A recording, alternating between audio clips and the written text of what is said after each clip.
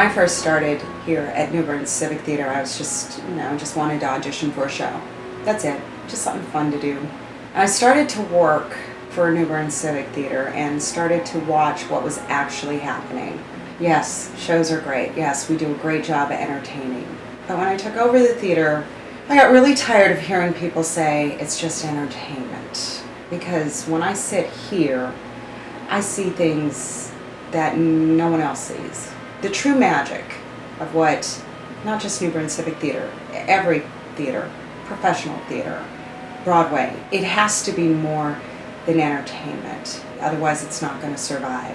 We changed our mission statement to enrich, empower, include, educate, and entertain. And that was very deliberate. 5 simple words that describe what a live community theater does. Rent I was told it was never going to be here. And we performed it. And it was important to make the connection with the audience that this is not about gay people. This is not about transvestites or people who are poor. This is a story about people, the struggles, awareness of AIDS. That is still going on. It can be absolutely educational. An audience member will come in and they'll expect to see a great show. You're going to get that no matter what. But when you put the color purple up on that stage with a full cast of African American people who are still struggling with racism, they tap into that character. They empathize with that character. You cannot act if you do not empathize with your character, even if you don't agree with them. It doesn't just take a person and puts them in a character so that they can just perform it. Audience will see right through that. If you're just performing it, they'll see right through it.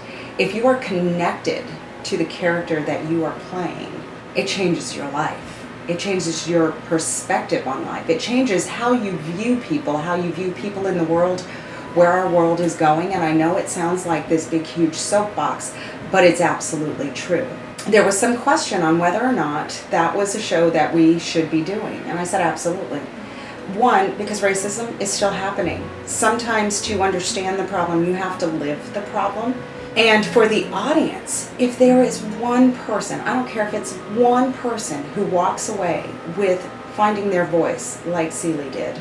You're poor, you're black, you're ugly, you're a woman. Should have just changed you out, just let you out to work. I may be poor, I may be black, I may be ugly, but I'm here.